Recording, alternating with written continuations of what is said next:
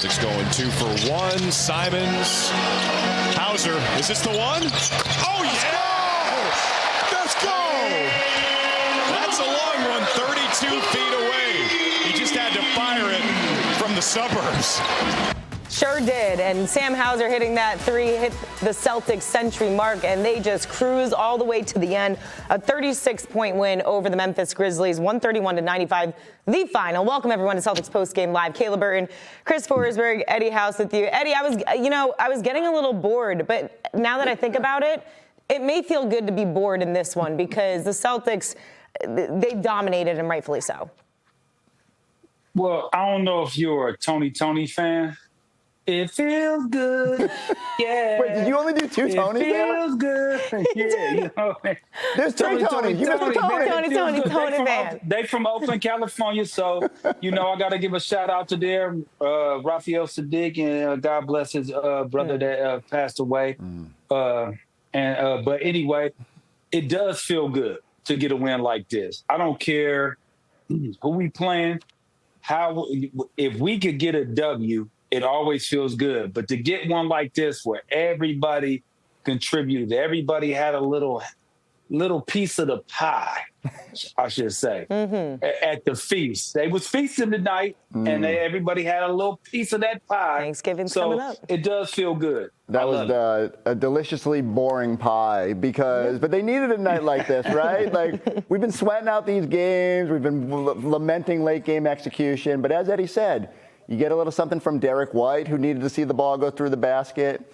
Peyton goes plus 42 while he's out there on the court. You got Jordan Walsh defending Triple J while he's out there. Like, I loved everything we saw while these guys were out there, just feeling the good vibes. You get to go into this break feeling a little bit better than you did at least 24 hours ago. There's still work to be done. You still got to kind of bottle up this energy, these vibes, and take them into this stretch and try to get the record back above 500. But it was nice for one night for things to kind of break right in every which way. Even Sam Hauser hitting a shot from Waltham at the end there. That was like, those things matter. Like, everyone goes into the break being like, all right, here we go. Yeah, and I love what you mentioned. Derrick White, 10 points in that first quarter. He started out the gate hot, finishing with 20 points. So he stands by with Abby Chen. Let's hear it. Derrick, second night of a back-to-back. You guys came out here, hit your first 5 shots, led by 31 at one point. What was clicking? Well, we wanted to come back here and get a win. I mean, honestly, tough one last night, and we did a good job of bouncing back and responding tonight. For you personally, 20 points, shot better than 50% from the floor. Your confidence has never wavered this season. Got in a little run in the second half last game. Did that kind of carry over to tonight? Yeah, definitely was good to see something go down last night, and just want to be more consistent. Honestly, it's been a little bit of a struggle, but got a long way to go. How big has this bench unit been these last few games, and how important is that for the entire confidence of the team? Yeah, they've been unbelievable all year long. We ask a lot out of them, and they come in, they kind of change the energy of the game, and they do a lot of good things for us. So we're going to need them all year, and that's the strength of this team. The only downer tonight, you took another shot to the lip. Was JT giving you some trouble about your teeth? They okay? Yeah. Yeah. He said I got someone. I got stocking hit in the mouth. But yeah, these teeth they're still intact for now. So still a little blood in there. So far so good. But yeah, my lip is all messed up. Derrick, thank you. Congratulations. Because it wouldn't be Derrick without a little bruise or some blood or whatever here and there. What's up, fellas? Hey, Scal, I got one question for you. What's the Celtics record now that they won? 6-7. Hey, I see you. I'm all set on that. Here's my question. You can't have fun. Like, listen, you're young, I'm old. I could do stuff like that. I liked the 6-7 thing. I thought it was funny until I went to Disney and there was a kid who sounded like he was a robot whose batteries had broken, and he was just like 6-7, 6-7, 6-7, 6-7. He was like having a spasm. It was weird. But yes, the Celtics are 6-7. Hey, what's the Celtics record when I'm wearing this vest? 1-0. Undefeated? Yeah. What about your vest, jacket, jacket hoodie hybrid. I think we lost that game. I don't know. This was a fun night. The fans were into it. The team looked great. And, look, the Grizzlies, they looked like they packed it in. For sure. But still, this is an encouraging one for the Celtics. Yeah, it's just carrying momentum into Clippers, Brooklyn. If you can win these 3 games, all of a sudden now you look a little bit different than where you're at right now. Look, the schedule has been a gauntlet. The 5 and 7 with Houston right there, and then you had no energy against Utah. So things have been tough.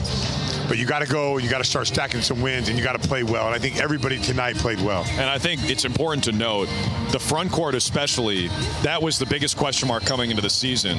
I really think that, 13 games in now, Nemish Queta and Luka Garza look better now than they did at the start of the season. And I do feel like they have a lot of room to grow. They're not done. So we're finding Joe's using them different ways. Queta's getting out of the screens quicker. Garza's picking and popping. Knocked down 2 threes tonight. So if you want to point to one place our roster can improve, we know the players that have been here and rotational players from last year. But the place I think that the roster can improve the most is Queta and Garza, and they're playing really good right now. So that would be my optimistic thought of those guys and this team finally kind of living up to where they should be. Yeah, those guys getting better, and let's hope they continue to. Jordan Walsh, too. The Celtics found something in Jordan Walsh. I mean, there's no doubt. 6 games in a row, he's played great. And we said it on the broadcast, he can guard Tyrese Maxey, super fast, and Jaren Jackson Jr., super skilled, big, and strong. So defensive versatility is the name of the game, be able to guard up and down the roster. Jordan Walsh can do that, and he can knock down a shot. So I mean, right now it's like we're below 500, but it feels like there's some places that we can go. Now 3 days off for the Celtics. We got some time to do some stuff. We got an appearance together at Ghibli's tomorrow, so we'll see everybody there, and maybe they'll have another vest for me. That'd be great. Yeah, Drew, I was surprised by the vest. I like the vest. Love a good little change-up. Scal, you cool on the vest?